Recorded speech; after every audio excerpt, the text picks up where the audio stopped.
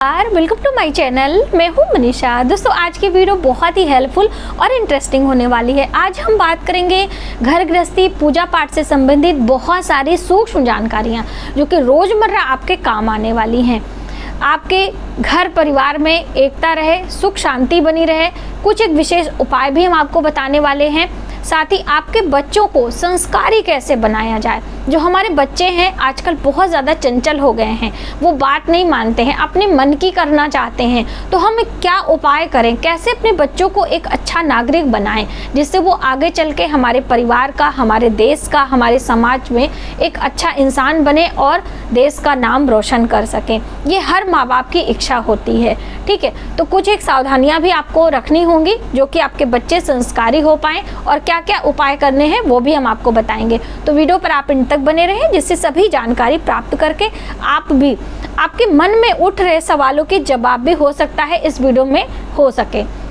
और video helpful लगे तो लाइक ज़रूर करिएगा, और अभी तक आपने सब्सक्राइब नहीं किया है तो प्लीज़ सब्सक्राइब कर लें, बेल आइकन को प्रेस कर लें जिससे हम कोई भी वीडियो डालते हैं तो उसका नोटिफिकेशन आपको सबसे पहले प्राप्त हो।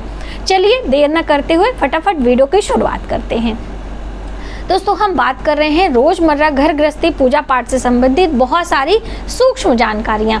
तो पहले पूजा पाठ से ही संबंधित कुछ जानकारियाँ होंगी, जैसे कि बहुत सारे लोगों के मन में ये विचार आता है कि जब भी हम व्रत करते हैं, कोई भी व्रत हो, साप्ताहिक हो, वार्षिक हो, तो व्रत हमारा कभी कभी क्या होता है कि हमारा दिमाग अच्छा नहीं होता है, हम किसी चिंता में होते हैं, हम किसी परेशानी में होते हैं, तो भूल से कभी कुछ अनाज खा लेते हैं व्रत वाले दिन गलती से। आपने देखा होगा ना, ज़्यादातर लोगों के साथ में ऐसा होता है, हमारे साथ भी ऐसा हुआ है। तो इसीलिए मैंने सोचा आपके साथ में शेयर करूं। तो कभी जैसे नवरात्रि का व्रत है या कुछ भी है, मान लीजिए आपने धोखे से थोड़ा सा कुछ भी आहार ग्रहण कर लिया, और जैसे ही आपके मुंह में आहार गया आपको रियलाइज़ हुआ कि अरे मेरा तो आज व्रत था और ये व्रत खंडित हो गया, तो तुरंत आपको उस आहार को मुख से बाहर कर देना है, अपने मुख को अच्छे से साफ कर लेना है, कुल्ला कर लेना है, और कंटिन्यू आपको व्रत रखते जाना है, क्योंकि वो चीज़ें आपने गलती से भूल में ली हैं, आपको ज्ञात नहीं था, अज्ञानता में की गई गलती को गलती नहीं मानते हैं, भूल बस आपने किया है, और सिर्फ एक निवाला आपने लिया और आपको पता चला कि हमारा व्रत खंडित हो गया, आपको रियलाइज़ हुआ, आपको एहसास हुआ, उसी समय उस चीज़ की प्रायश्चित हो गई, और इस तरह से आप पूरे दिन फिर से व्रत रख सकते हैं। ये नहीं कि आपका व्रत एक निवाला खाने से हो गया तो आप कंटिन्यूसली उस व्रत को, मतलब उस व्रत को आप सोचें कि टूट गया है, फिर से आप खाना वगैरह खाने लगे, तो ये नहीं है। ये कई लोगों का सवाल भी आया था, तो मैंने सोचा पहले ही मैं इसे शामिल कर दूं। अगला महत्वपूर्ण बात कि कई लोगों ने ये पूछा था कि क्या हम तुलसी के पौधे का दान कर सकते हैं कि नहीं। जी हाँ दोस्तों, तुलसी का पौधे का दान आप कर सकते हैं किसी भी महीने में, कभी भी आप करें, आपके लिए बहुत ही शुभ होता है। मैंने इसके लिए एक उपाय भी आपको बताई थी। लेकिन साथ में यदि आप गंगा जल भी रखें, चाहे थोड़ा ही रखें, यदि आप तुलसी का पौधा और गंगा जल साथ में दान करते हैं और 108 की संख्या में दान करते हैं, वो आपके लिए बहुत ही लाभकारी होगा। किसी भी मनोकामना पूर्ति के लिए आप ये उपाय कर सकते हैं, अच्छा होता है, तो ये आप करके देखें। अगला कई लोगों का सवाल है कि क्या हम जो हनुमान जी की प्रतिमा होती है अपने घर के किस दिशा में लगाना चाहिए, और दिशा में लगा रहे हैं तो पूजा मंदिर में ही लगाएं या अन्य दिशाओं में भी लगा सकते हैं। तो देखिए, यदि आपका बेडरूम नहीं है तो आप लगा सकते हैं। बेडरूम में देवी देवताओं की या गुरुजनों की, अपने पितरों की तस्वीरें हमें नहीं लगानी चाहिए, इस बात का आप ध्यान रखें। पूजा मंदिर में यदि आप लगा रहे हैं तो नॉर्थ की वॉल पे लगाएं। नॉर्थ यानी उत्तर की दिशा में ही हनुमान जी की प्रतिमा, हनुमान जी के चित्र को आपको रखना चाहिए। चाहे आप फोटो रख रहे हो या फिर आप प्रतिमा रख रहे हो, कोई भी चीज़ आप रख रहे हो, उत्तर की दिशा में ही आपको रखना है, उत्तर की दीवार पे ही आपको उसे रखना है, जिससे उनका मुख दक्षिण दिशा की तरफ हो। आपने सुना भी होगा कि दक्षिण मुखी हनुमान जी की पूजा अर्चना करने से, दर्शन करने से हमारी मनोकामनाएं जल्द पूर्ण होती हैं। तो आप दक्षिण मुखी हनुमान जी अपने मुख, मतलब अपने मंदिर में विराजमान करें। अगली दोस्तों महत्वपूर्ण बात है कि कि आपको अपने घर में जूते चप्पल इधर उधर बिखेर के नहीं रखना चाहिए। देखिए, जूते चप्पल रखने का एक स्थान होता है अपने घर में। पश्चिम दिशा में आपको अपने जूते चप्पल वास्तु के अनुसार रखने चाहिए। इधर उधर बिखरे हुए जूते चप्पल हमारे घर में लड़ाई झगड़ा कला कलेश के कारण भी बनते हैं। और वहीं पर बहुत ज़्यादा फटे पुराने जूते चप्पल आपने बहुत स्टोर करके रखे हैं, जिनका इस्तेमाल आप कभी नहीं करते हैं, उन्हें आप जल्द से जल्द कबाड़ में निकाल दें, बाहर निकाल दें। आपके घर के लिए धन आने का योग बनता है यदि आपके घर में बहुत ज़्यादा पुराने जूते चप्पल इकट्ठे हो गए हैं। और जूते चप्पलों को कभी भी पलट के या फिर बिना तरतीब के इधर उधर, एक पैर के इधर एक पैर के उधर, इस तरह बिखरे हैं तो भी वो आपके बीमारियों का कारण बन सकते हैं। तो इसलिए जूते चप्पल से आप कोई लापरवाही ना करें, उन्हें सहेज कर और सही दिशा में रखें, वो आपके लिए शुभता प्रदान करेंगे। ठीक है, यदि आपको स्पेशली वीडियो देखनी है तो हमने एक इस पे वीडियो दी है, तो आप उसे सर्च कर सकते हैं, मनीषा त्रिपाठी जूते चप्पल की जानकारी, इस तरह से आप लिख सकते हैं। अगला आता है कि बहुत सारे लोग पूछते हैं कि हमें कौन से इत्र का प्रयोग करना चाहिए।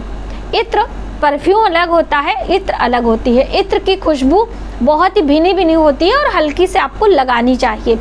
इत्र लगाने से हमारा शुक्र ग्रह बैलेंस होता है।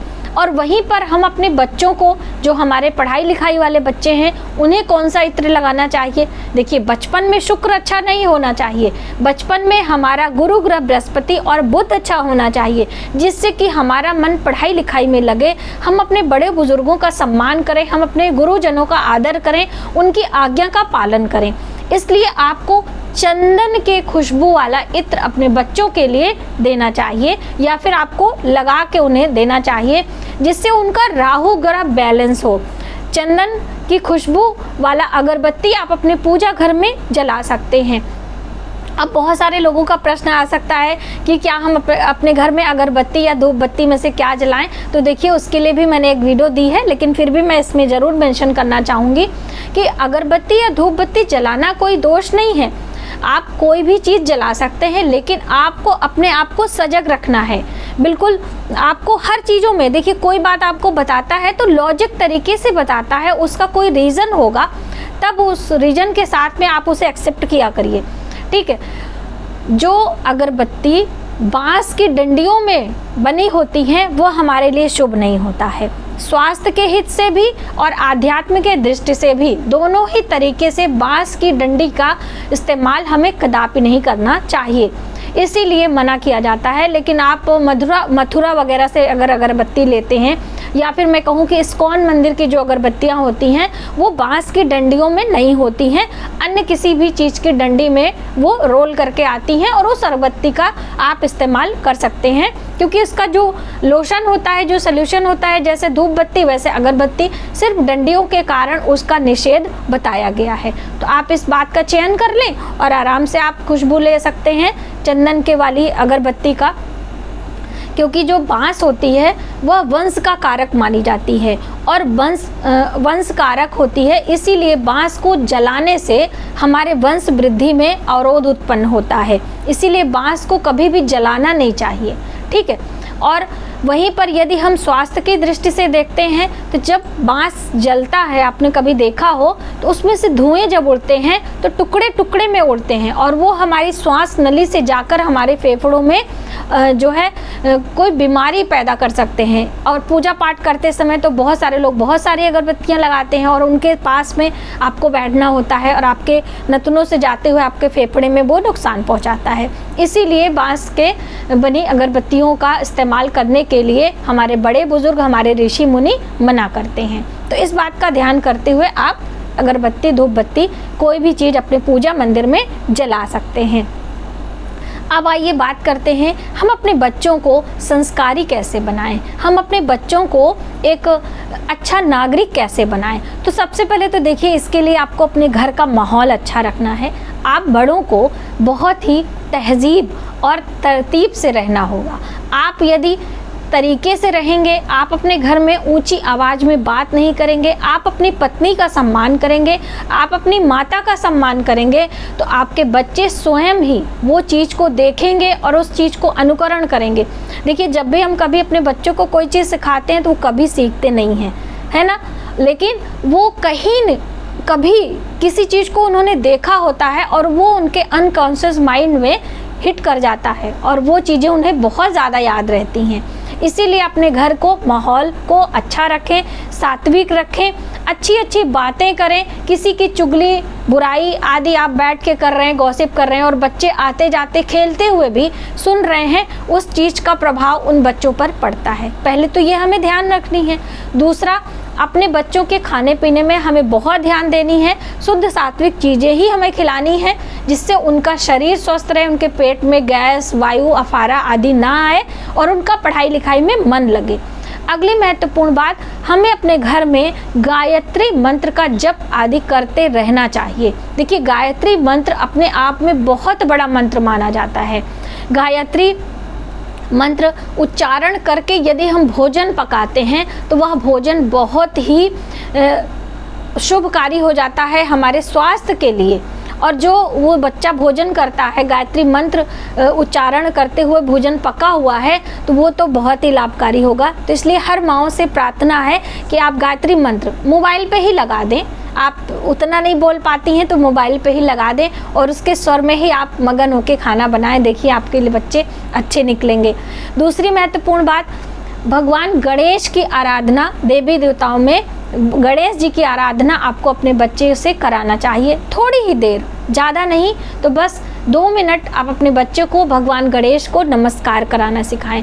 प्रतिदिन जो भी व्यक्ति जो थोड़ा सा एडल्ट बच्चा हो गया है तो उससे दूर्वा घास ले लें। वैसे तो मैंने 27 दूर्वा घास एक साथ लेने को बोला है, लेकिन एक दूर्वा घास यदि आप भगवान गणेश को अर्पित करते हैं और गणेश गायत्री मंत्र का पाठ आप करते हैं, छोटा सा पाठ है, आप कर सकते हैं और भगवान का प्रणाम करवाते हैं, इससे धीरे धीरे आपके बच्चों का बुद्धि एकाग्रता बढ़ती है और बच्चे का राहु केतु बैलेंस होता है, जिससे आपका बच्चा लड़ाई झगड़ा कम करता है, बहस कम करता है और उसका मन पढ़ाई में लगता है। भगवान गणेश बुद्धि के देवता हैं। ग्रहों से हम देखें तो बुध ग्रह हमारा बैलेंस होता है भगवान गणेश की पूजा करने से, और वहीं पर दूर्वा घास यदि हम चढ़ाते हैं तो हमारे लिए वरदान साबित होता है। तो इस तरह से बहुत सारे छोटे छोटे चीज़ें होती हैं जो कि हमें अपने बच्चों को बचपन से ही सिखानी होती हैं और अपने घर का माहौल उस तरह बना के रखना होता है और कुछ ये उपाय आपको करते जाना है।